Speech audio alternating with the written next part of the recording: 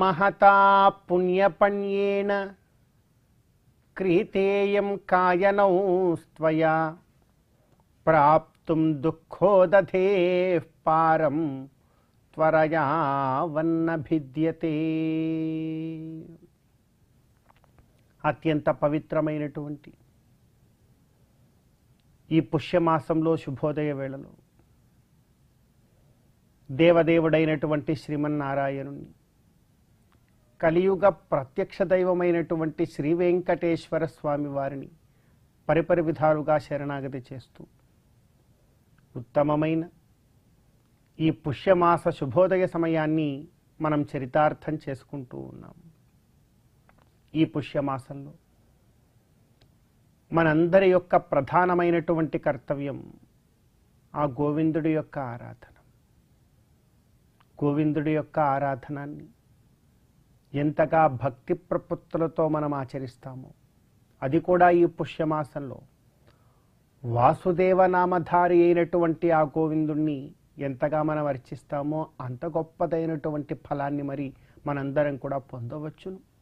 అంతేకాకుండా మహాలక్ష్మి ఆరాధన కూడా ఈ పుష్యమాసంలో మనకు ఎంతో గొప్ప భాగ్యాన్ని ఇస్తుంది. అందుకే ఆరాధనలన్నీ కూడా చేస్తూ ఒక కోరిక మనం ఇలా కోరుతూ ఉన్నాం. మహతా పుణ్యపణ్యేన క్రీతేయం కాయనౌ స్త్వయా. ఈ శరీరము అనబడేటువంటి పడవని వేసుకొని ఈ సంసార సాగరాన్ని ఈదడానికి వచ్చి ఈ లోకంలో పడిపోయానయ్యా గోవింద.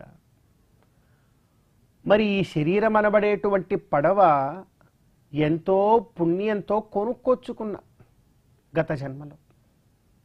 అయితే ఈ శరీరం అనబడేటువంటి పడవ ఎంత పుణ్యంతో నేను కొనుక్కొచ్చుకున్నప్పటికీ కూడా ఈ పడవకి రోగాలు వస్తున్నాయి, రొస్టులు వస్తున్నాయి. ఈ పడవతో అనుకున్నంత వేగంగా నేను ముందుకు సాగలేకపోతున్నాను. మరి అలాంటప్పుడు త్వరగా వెళ్ళకపోతే ఏదైనా పెద్ద తుఫాన్ వస్తే ఈ పడవ చతికిల పడిపోతుంది కదా. కాబట్టి శీఘ్రగతిలో ఈ పడవతో సంసార సాగరాన్ని ఇదే భాగ్యం ఏదైనా ఉంటే ఇమ్మని ఆ గోవిందుని మనం కోరుతున్నాం. మహతా పుణ్యపణ్యేన క్రీతేయం కాయనౌ స్త్వయ ప్రాప్తుం దుఃఖోదధేః పారం త్వరయా వన్న భిద్యతే.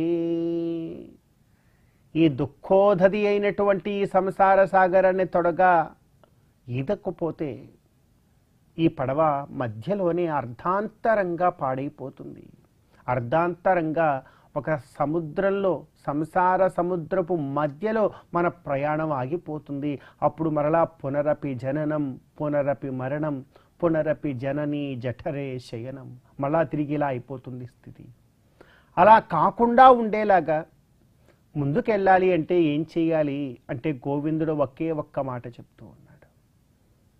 ఈ శరీరం అనబడేటువంటి పడవని ధర్మ మార్గంలో కనుక నువ్వు జాగ్రత్తగా తీసుకుని వెళ్ళావా చాలు, ఈ పడవ ఏమాత్రమూ చెడిపోకుండా నువ్వు ఒడ్డుకి చేరుకుంటావు. ఎంతగా అధర్మ మార్గంలోకి ఈ పడవ వెడుతూ ఉంటుందో మరి అన్ని కష్టాలు ఈ పడవకు నువ్వు కొని తెచ్చిన వాడివే అవుతావు. పడవ మునిగిపోతుంది, నీవు కూడా మునిగిపోతావు. కాబట్టి ధర్మ మార్గాన్ని పట్టుకో అని గోవిందుడు మనకు ఎంతో చక్కగా ఉపదేశం చేస్తూ ఉన్నాడు. ఆ ఉపదేశాన్ని మనసా మనం అందరం కూడా గ్రహించి ఈ పుష్యమాస శుభోదయ సమయాన గోవిందుడి యొక్క ఆరాధనతో ఈ జీవితాన్ని చరితార్థం చేసుకునే గొప్ప ప్రయత్నాన్ని మనందరం కూడా చేద్దాం. పుష్యమాస శుభోదయ సమయాన్ని మనం చరితార్థం చేసుకుందాం.